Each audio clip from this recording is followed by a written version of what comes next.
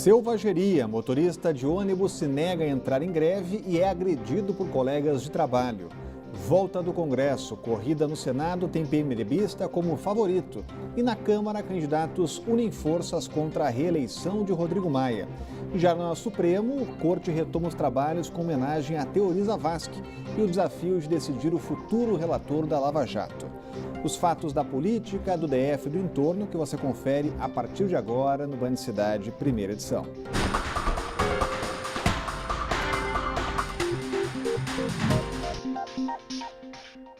Olá, boa tarde a você. A gente começa a edição de hoje com cenas chocantes de um espancamento. O motorista de ônibus foi agredido por 4 colegas de trabalho em Taguatinga e está internado com traumatismo craniano. A confusão começou porque o motorista teria se recusado a participar da greve. Todos são da Cotarde. Os funcionários da empresa estão de braços cruzados há quase um mês. Pelas imagens, parecia mais um dia normal, mas só parecia. De repente, surgem 2 homens e partem para cima do motorista. Quem está no ônibus ainda tenta ajudar o trabalhador. Há uma confusão generalizada. Repare, um dos agressores está com uma barra de ferro e luta com o motorista. Em seguida, vários outros homens continuam com o espancamento. Uma passageira ainda tenta intervir, mas é empurrada pelos agressores. As imagens feitas por um dos passageiros não mostram, mas as cenas de selvageria só foram parar fora do ônibus. O registro foi ontem, por volta das 9 horas da manhã, e o ônibus fazia a rota Taguatinga Norte. Depois da confusão, o funcionário foi levado para um hospital particular com suspeita de traumatismo craniano. Por telefone, a Cotarde informou que a confusão foi motivada pela não adesão do motorista à greve, mas não mencionou nada sobre o futuro dos assessores, dos agressores na empresa. Agora, quem tem que responder mesmo agora é a polícia e a justiça, Cláudio André. Exatamente. As imagens são muito claras, dá para identificar esses bandidos que covardemente atacaram o próprio colega, né? É gente dessa laia que contamina o sindicalismo aqui no Brasil. O Brasil, isso também tem muito a ver com a impunidade, né? As pessoas agridem umas às outras. Esse motorista foi agredido dentro do ônibus e você percebe no final das imagens que ele é expulso dos ônibus a pancadas.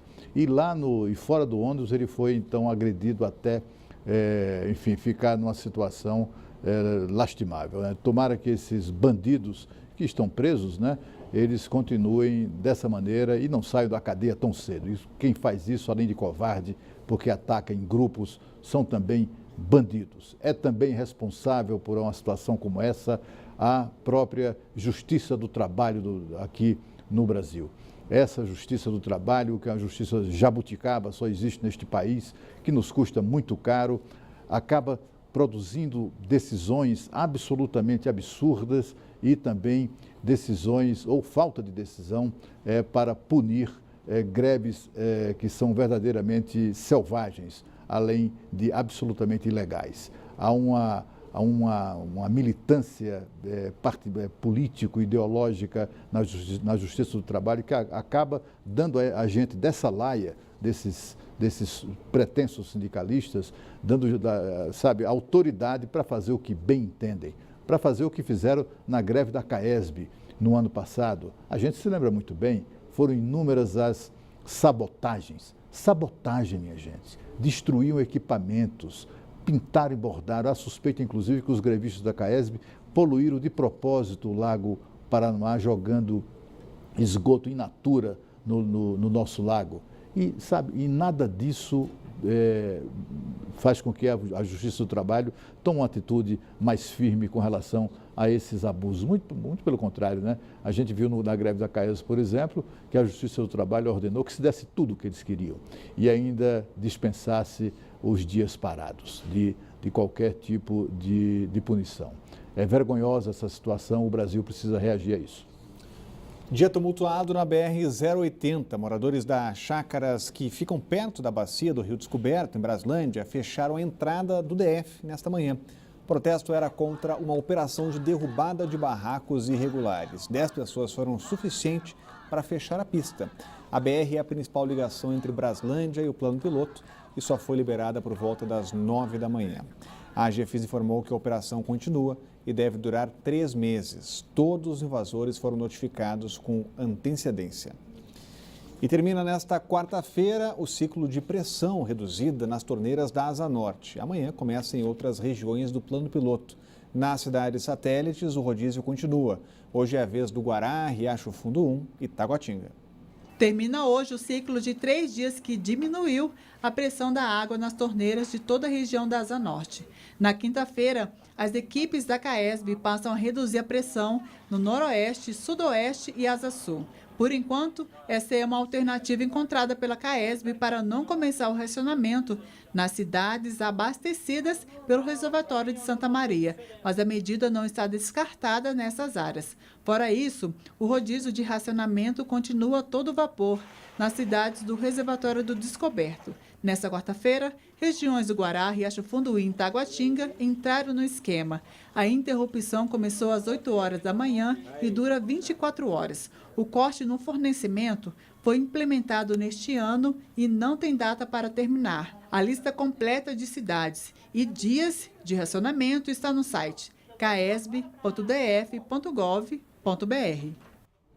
O Congresso Nacional volta aos trabalhos hoje com a eleição para a presidência do Senado. Renan Calheiros será o novo líder do PMDB na casa e Eunício Oliveira é o favorito para assumir a vaga dele. O PMDBista vai enfrentar José Medeiros, do PSD. Na Câmara, a situação é mais complicada. Candidatos se uniram contra a reeleição de Rodrigo Maia e vão pressionar o Supremo pessoalmente. A eleição é amanhã. Mais informações chegando com a Renata Dourado. Chegou a hora de voltar ao trabalho no Congresso, né, Renata? Boa tarde. Pois é, já chega com agitação danada, né, Rodrigo? Boa tarde para você, para o Cláudio, para todos que estão aí nos acompanhando. Como você bem disse, é hoje a eleição lá no Senado para escolher o novo presidente da Casa. Essa sessão que vai dar início a essa votação está prevista para começar às 4 horas da tarde. Então, assim, já dá para a gente verificar mais ou menos que, de fato, a probabilidade é que Eunício de Oliveira seja mesmo eleito ao cargo, o que é muito importante para o governo, porque além dele ser do partido, a gente sabe que o PMDB é muito grande, né? Mas ele é aliado do presidente Michel Temer, então realmente é muito importante para o governo ter aliados, como a gente sempre fala aqui, presidindo tanto o Senado quanto a Câmara. Então a gente vai, obviamente, acompanhar aí, mas tudo indica que no Senado as coisas serão mais tranquilas. Geralmente é assim, né, Rodrigo? Geralmente no Senado as coisas são um pouco mais tranquilas e já na Câmara a situação é um pouco mais complicada, um pouco mais complexa, digamos assim, porque realmente logo mais às 4 horas da tarde, os outros 4 candidatos que concorrem aí, junto com o Rodrigo Maia, vão se reunir com o ministro Celso de Mello, ministro do Supremo Tribunal Federal, para pedir urgência aí nessas ações que eles entraram, argumentando o seguinte, que Rodrigo Maia não poderia se candidatar porque a Constituição não permite a reeleição na mesma legislatura, no caso da presidência da Câmara. Já a defesa de Rodrigo Maia alega que, na verdade, ele não assumiu um mandato inteiro, que ele assumiu depois que Eduardo Cunha saiu e exatamente ele assumiu nesse período aí. Então tem esses argumentos que vai caber ao Supremo Tribunal Federal verificar, portanto, quem tem aí, quem está com a... na verdade, que lado, né? Na verdade, vai ser essa situação. Então, são Júlio Delgado, que é o PSDB, Rogério Rosso, Jovair Arantes, André Figueiredo.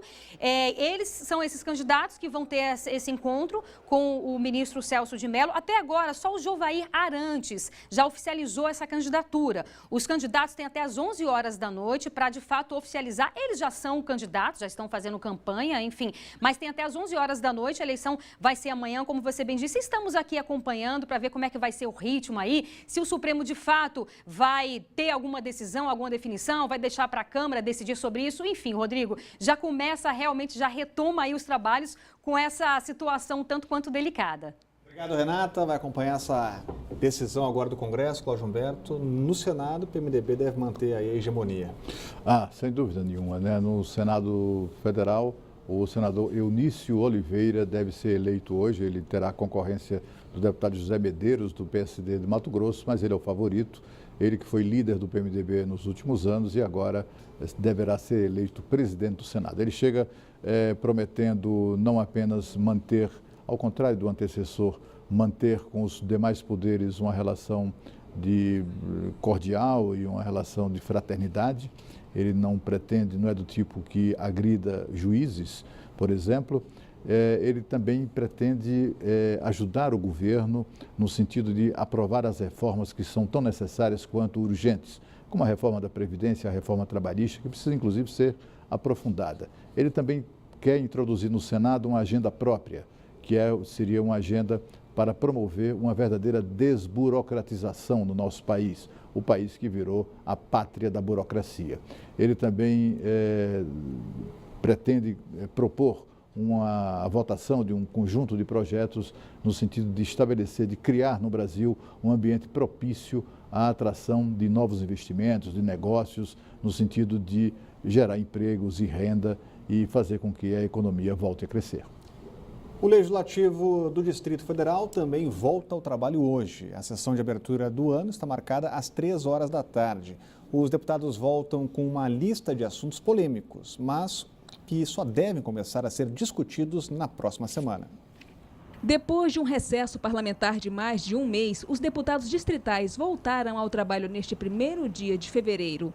Eles foram retomados em meio à crise política gerada pela queda de braço entre a Casa e o governador do Distrito Federal. Vários temas correm o risco de irem parar na Justiça. No início de janeiro, os distritais interromperam o recesso para votar a suspensão do aumento das passagens do transporte público. Levaram o tema para a Justiça, mas o governo conseguiu emplacar o aumento depois de recorrer. E se a relação entre os poderes executivo e legislativo não era boa, a previsão é de que fique um pouco mais comprometida. Temas que Hollenberg havia proibido correm o risco de serem derrubados e virarem lei. A isenção da inscrição para alunos de escolas públicas no PAS e o benefício da meia entrada para atletas entram na lista. E ainda tem os vetos do governador, que os parlamentares podem derrubar. Dentre eles, a isenção de impostos para templos religiosos. É o que não falta trabalho aqui na Câmara Legislativa. Muito trabalho, né? E também terá trabalho com a Câmara o próprio governador Hollenberg, porque a Câmara é presidida pelo deputado Joey Vale, que é um deputado bastante independente, autônomo, como já demonstrou ser nos primeiros dias de presidência. Ele já é tido, inclusive, como provável candidato ao governo do Distrito Federal já em 2018 contra Rodrigo Hollenberg. A novidade de hoje foi a substituição na Secretaria de Comunicação Social. Sai o jornalista Luciano Suassuna, um dos mais experientes profissionais de imprensa no Brasil, passou pelos principais veículos de comunicação do nosso país. Ele é substituído pelo também experiente jornalista Paulo Fona, que já foi secretário de Comunicação do governo de Joaquim Roriz e também do governo de Ieda Cruzius, no Rio Grande do Sul.